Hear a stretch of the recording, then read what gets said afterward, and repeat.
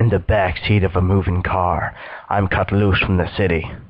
It watches me pass with sharp neon eyes. The night has glided the skyscrapers in silver. Every brick wall is covered with graffiti. The image of a green V with a syringe in the middle, repeated over and over. V for Valkyr, the drug. The red and blue of the police cars' lights flash in the white snow. Something goes clank in the night, and the sound is close enough to a gunshot to take me back to the beginning. My last meeting with Alex before I went undercover, sitting in a crummy diner opposite me. He had grinned, a friendly bear, but I had seen it in his eyes.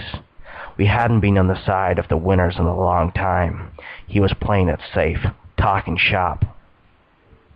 To get to the source, we needed to get to Jack Lupino. For that, you need the trust of small-timers in the Punchinello family, Joey and Virgilio Finito, Lupino's #1 man, Finicaniti, all the wise guys.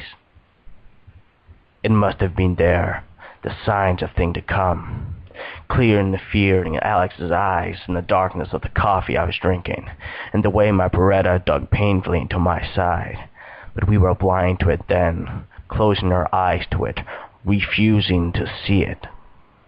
Later that night, Max Payne as a DEA special agent was erased from the vast network of databases and replaced with a new version of me, Max Payne, the career criminal with a mile-long rap sheet.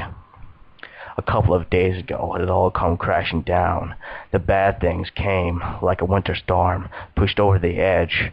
I found myself in the cold no-man's land between right and wrong, no road signs, on a crash course with the mafia, with nothing to lose.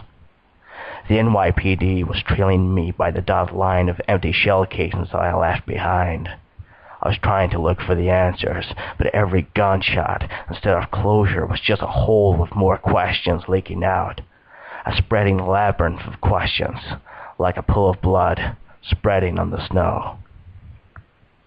The car stops under the traffic lights. Outside, the light paints snow red, like the whole city was in flames. But instead, in the shadows of the car, it's all done in blues. I know I'm lying to myself. No amount of painkillers can keep this ache away. No lie can hide it.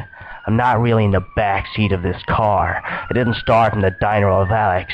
It started 3 years ago in my bedroom, and I haven't left that room since. The killer dead at my feet on the floor. Michelle lying on the bed, bullet holes like rubies on her chest. Our baby's cry cut short, the absence of it heavy in the air. That gunshot, like an exclamation mark to end it all, the answer to all my questions, had already rung out a long time ago, even its echo's gone.